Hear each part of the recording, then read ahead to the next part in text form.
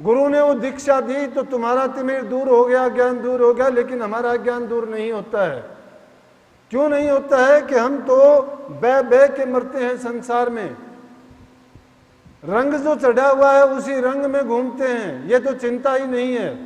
ये चिंता किस दिन होती है? वो चिंता जब होती है जब ये पीछा तो छूट जाता है, अगले दुख दर्द, जब ये शरीर जवाब देता है, कोई काम इसके काम की चीज नहीं रहती, फिर ये गुरु को, पीर को, नाम को, महात्मा को, परमात्मा को, देवताओं को, सबको याद करता है। जो वक्त रहते हुए नहीं चेतता उसको पछताना ही पड़ता है, शिकायत पे शिकायत होती है, फिर नरकों में जाना ही पड़ता है और नरकों के दुख भी भोगने पड़ते हैं और उसके बाद भी फिर आना पड़ता है। प्रेमियों, गुरु पर्व को मनाना चाहते हो तो गुरु की कही बात पर अमल कमाओ। कबीर साहब ने एक जगह नहीं कह दी कि गुरु गोविंद दो खड़े काके लागू पाए बलिहारी, गुरु आपने गोविंद दिया बताए। कि परमात्मा के साथ भी अगर गुरु का मुकाबला कर दिया जाए, हालांकि मुकाबला नहीं है, लेकिन एक चीज में मुकाबला है कि परमात्मा तुम्हें साक्षात में दर्शन नहीं देगा, गुरु तुम्हें साक्षात प्रकट होकर दर्शन देगा। तुम अपनी शिकायत गुरु को कर सकते हो, परमात्मा को नहीं कर सकते। उनको गुप्त रूप में करते रहोगे, लाख चिल्लाते रहो, क्योंकि उसको स्थूल देह नहीं मिली है। परमात्मा को कण कण में व्याप्त है, वो सूक्ष्म से सूक्ष्म है, हर जगह पर मौजूद है, रोम रोम में रमा हुआ है। लेकिन जिस चीज की पुकार करते हो तुम ज्ञान में नहीं अज्ञान में करते हो, क्योंकि वो प्रकृति का, कुदरत का नियम है। वो कर्म हमने किए, उसी कर्म को भोगने के लिए आए। कहने के लिए बात बहुत कही जाती है, लेकिन अमल करने वाला तो कोई बिरला होता है, क्योंकि पर उपदेश कुशल बहुतेरे, दूसरों को उपदेश करने वाले बहुत होते हैं। 5वीं बादशाही सिखों में 10 गुरु हुए हैं और 10 गुरुओं की वो क्या उनके गुणों का बखान किया जाए कि लिखते लिखते कलम नहीं। ऐसी कोई चीज नहीं जिस पर गुरु के गुण समा जाएं। कबीर साहब ने कहा ना कि सब धरती कागज करूं, लेखनी बन रहा, और 7 समंदर की मसी करूं, गुरु गुण नहीं समा। कि गुरु का गुण लिखने का किसमें सामर्थ्य है कि पूरी धरती का कागज बना लिया जाए, सारे जंगलों को काट के उनकी कलम बना दी जाए और समुद्र को घोड़ के स्याही बना ली जाए और फिर लिखना शुरू करे, तो भी उस पर गुरु का गुण नहीं समा सकता। अब गुरुओं के गुण का क्या बखान किया जाए? गुरु तो अपना बखान खुद भी नहीं करता, वो भी अपने आप को छिपा के रखता है, लेकिन परमात्मा की तरह से नहीं। वो शिष्य के हरदम अंग संग खड़ा होके हर पल पल उसका साथ देता है, दुख में सुख में उसको चेताता रहता है और उसके मार्ग को दिखाता रहता है। मैंने बात कही कि 5वीं बादशाही अर्जन साहब के वक्त की बात है। कहने को तो बातों में बात निकलती रहती है, कोई 10वीं बादशाही गुरु गोविंद सिंह का नाम लेते हैं, लेकिन मैंने तो सुनी है कि 5वीं बादशाही अर्जन साहब के टाइम की बात है और उनके मामा जी भी उनके संगत में आते थे। बड़े विद्वान थे, बड़े पढ़े लिखे थे, समझवान थे। तो उन्होंने जो अपनी लेखनी से कोई बात लिख दी, उन्होंने कहा कि जे माँ हो जारनी तो पुत्र नहीं विचारनी। कहने का मतलब ये था कि अगर माँ में कोई दोष भी हो तो भी पुत्र को उसका दोष नहीं देखना चाहिए, वो तो उसकी माँ तो माँ ही है। लेकिन और उन्होंने कहा कि गुरु के बारे में भी इसी तरह से कोई संदेह नहीं करना चाहिए। गाय अगर हीरा खा जाए तो उसका पेट नहीं काटना चाहिए। स्त्री का पति अगर किसी दूसरी जगह जाना शुरू कर दे तो पत्नी को अपना धर्म नहीं बल्कि अपना पति धर्म निभाना ही चाहिए, उसको पतिव्रता धर्म निभाना चाहिए। ये बातें जब लिखी, अर्जन साहब ने उस वाणी को पढ़ के कहने लगे कि गुरदास जी, मामा जी, आपने ये वाणी जो लिखी है ये बहुत ऊंची लिख दी है, ऐसा होना नहीं चाहिए। बोला कि गुरुमुख में तो ऐसा गुण होना ही चाहिए। बोला कि ये बात कहने कहने की है, निभाना बड़ा मुश्किल है। बोला कि गुरुमुख होगा वो निभाए बीरा। कुछ ही दिन का टाइम बीता, अर्जन साहब कहने लगे मामा जी काबुल से घोड़े खरीद के लेके आने हैं, और उन्होंने करनी थी परीक्षा। बोले कि ले आएंगे, उनको बुला के मोहर असरफी दे के बोरियों में थैलियों में डाल के गिनती करवा के उनको पूरी खच्चरों पे लदवा दिया और कहा कि काबुल से अच्छे अच्छे घोड़े लेके आओ। गुरदास जी काबुल में गए, कुछ और लोगों को साथ लेके गए। आजकल जैसा समय नहीं था कि 2-4 दिन में पहुंच जाते, पैदल के रास्ते थे, खच्चरों पर वो पैसे लाद के लेके गए।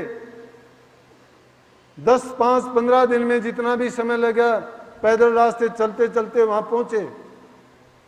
वहां जाके टेंट लगा दिए, घोड़े उन्होंने देखे, और घोड़े देख के बड़े सुंदर सुंदर घोड़े खरीद के और उनसे कहने लगे चलो हमारे जहां टेंट लगे हुए हैं, आपके पैसे आपको गिनवा देंगे वहां पे।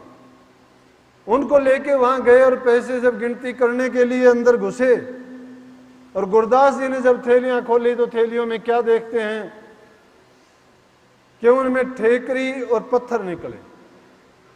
अब टेंट के अंदर घुसे हुए हैं, उनको देखते हैं, जिसको भी थैली को खोलते हैं उसी में यही सामान निकलता है।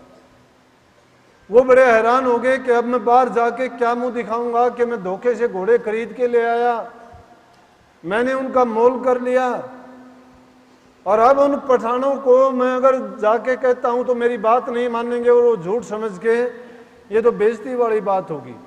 और वो उसे बेइज्जती को मान के उन्होंने ये नहीं समझा उस वक्त में कि जो इज्जत होगी वो तेरी इज्जत नहीं होगी, जो बेइज्जती होगी वो तेरी नहीं होगी।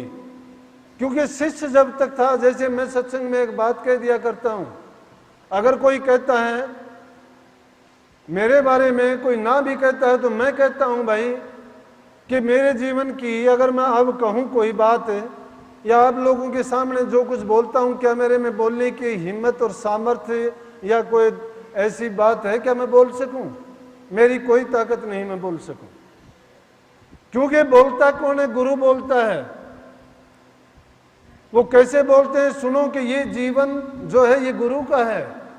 मेरा जीवन तो उससे पहले का था, जब तक मैं गुरु से दीक्षित नहीं हुआ था, गुरु की शरण में नहीं आया था। जब गुरु महाराज की शरण में आया तो उन्होंने वो चोला बदल दिया। पीछे का जो जीवन था, जो मेरा जीवन था, वो उसी दिन से खत्म था।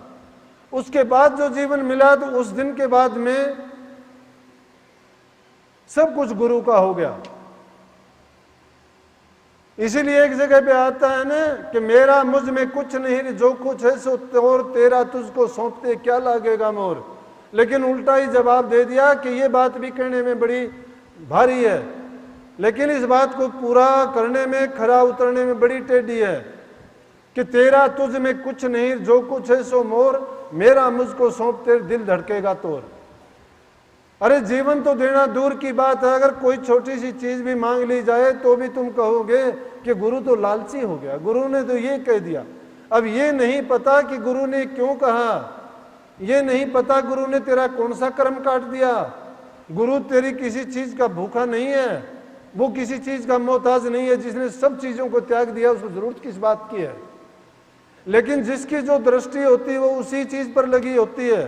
कामी का गुरु कामने, लोभी का गुरु दाम, भक्तन के गुरु संत, संतन के गुरु राम। कामी आदमी को दूसरी वासना, दूसरी कामना नहीं, सिर्फ काम की वासना परेशान करेगी। लोभी को दाम की करेगी, चाहे किसी का गला कटवा लो, गला काटने में हिचक नहीं करेगा। पैसे का लालची आदमी कुछ भी कर सकता है, कहीं तक भी जा सकता है वो,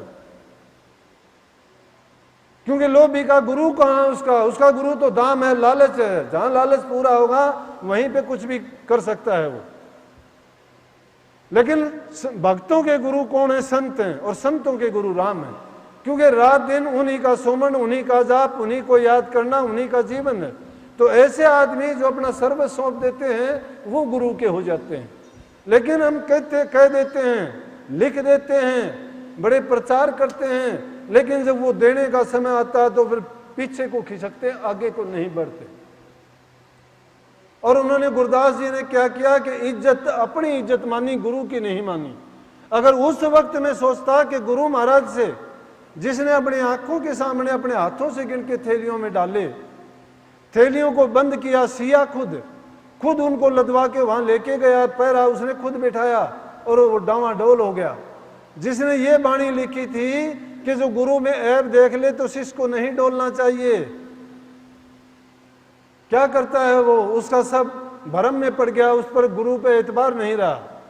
जो आपने किया था वो भी भूल गया और अपनी इज्जत मानी। ये नहीं सोचा कि अगर इज्जत होनी है तो गुरु की होनी है, बेइज्जती होनी है तो गुरु की होनी है। क्योंकि शिष्य, सच्चा शिष्य तो एक ही बात कहता है कि राज दिलाई तो मेरी कौन बढ़ाई और भीख मंगाई तो मेरा क्या घट जाई। अगर गुरु के हो गए तो तुम्हारे से भीख मंगवाता है तो मांगो भीख, किस पे नहीं मंगवाई। अगर तुम्हें राज दिलाता है तो तुम्हारी कौन बढ़ाई है, वो तो गुरु की बढ़ाई है। वो कुछ भी कर सकता है, गुरु कुर्डी से महल बना सकता है, अरंड से चंदन बना सकता है, सीख का सतीर बना सकता है, वो जहां घास नहीं वहां मोती निपजा सकता है। लेकिन किन के लिए, जिनकी भावना शुद्ध और पवित्र है, ऐसे गुरु भगत लोग रोजाना तमाशा देखते हैं, लेकिन होता उन्हीं के साथ है। हम तो क्या करते हैं, हम तो कसौटी पर कसना चाहते हैं, खुद उसके काबिल नहीं।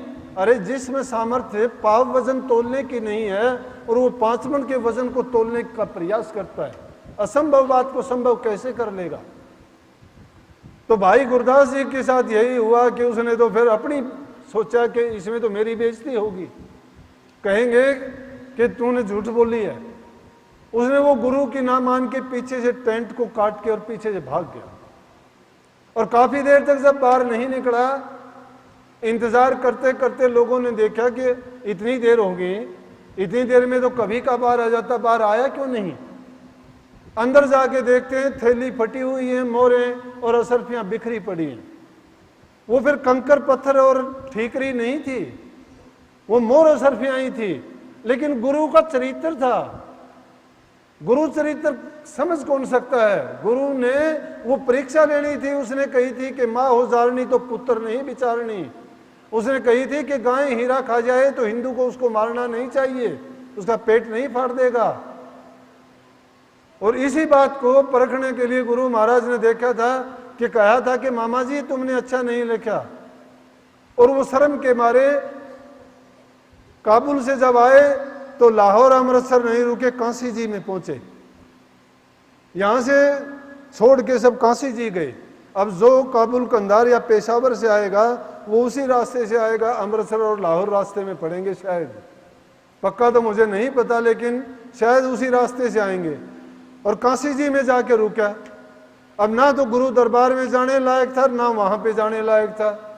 जो उनके साथ आदमी गए थे उन्होंने घोड़ों के पैसे तो वहीं थे, वो गिनवाए घोड़े लेके आगे और आके सारी कहानी गुरु महाराज से बताई। तो गुरु महाराज हंसने लगे, कहाँ हैं गुरदास जी।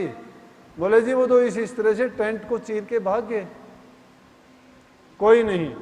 आखिर कही है ना कि डूम की अगर रोएगी तो सुर में रोएगी। उसमें बीजा डला हुआ था, फिर भी वो सच्चा था। आदमी से जो करता है उसमें कभी कभी ज्यादा कम हो भी जाता है। जो मार्ग चलते हुए गिरता है उसको दोष नहीं है, लेकिन कुमार्गी जो हो जाता है ना, फिर वो किसी कर्म का नहीं रहता। लेकिन वो फिर भी मार्ग पर ही चला। काशी जी में जाके उसने सत्संग शुरू कर दिया। इसलिए सत्संग करना इंसान को पापों से मुक्त कर देता है, दोष रहित बना देता है, पाक साफ बनाता है सत्संग। क्योंकि उससे जो दोष, झूठ, कपट, ईर्ष्या की बात नहीं, बल्कि सत्संग के बारे में कही ना कि सत्संग में तो अगर कुष्ठी भी जाए तो कंचन देव वाले इंसान से लाखों दर्जे अच्छा है वो। सत्संग में तो बैठने वाली कुत्ती भी भली है, लेकिन निंदा, ईर्ष्या, चुगली करने वाली तो कोई महान औरत भी अच्छी नहीं। काशी जी में जाके सत्संग शुरू कर दिया और सत्संग करते करते वहाँ का राजा भी उनकी जब प्रशंसा सुनी, चारों तरफ उसकी बड़ी अच्छी प्रसिद्धि हुई कि बहुत अच्छे एक प्रचारक हैं गुरदास जी, उनका नाम, हर बात फैलते फैलते वो गुरुजी के पास भी पहुंची। जब अमृतसर में ये बात पहुंची तो उन्होंने चिट्ठी लिख दी काशी के बादशाह को कि तुम्हारे राज्य में हमारा एक चोर रहता है और चोर को मुस्क बांध के हमारे पास भेज देना, और चोर को ढूंढने का प्रयास नहीं करना, जब सत्संग हो या तुम्हारी भरी सभा में ये चिट्ठी पढ़ के सुना देना। सत्संग हो रहा था, जब सत्संग होते होते वो गुरु महाराज की जब चिट्ठी पढ़ के सुनाई और गुरदास जी ने जब चिट्ठी सुनी और कहे कि आप बख्शनहार हो, हम गलती करने वाले हैं, हमने गलती की है, गुनाहगार हूं मैंने गलत बात लिखी थी। और फिर उन्होंने कहा कि अगर शिष्य ही, गुरु ही शिष्य को भरमाए तो उसको कौन बचाए, अगर बाढ़ खेत को खाए तो उसको कौन बचाए। कि गुरु महाराज ये तो ऐसी बात है कि जब आप ही हमें डामाडोल करोगे तो बचाने वाला कौन हो सकता है। लेकिन वो डामाडोल करने की बात नहीं, गुरु हमेशा शिष्य की इस तरह से रखवाली करता है जिस प्रकार से कुम्हार कच्चे घड़े को थापी मार मार के संवारता है।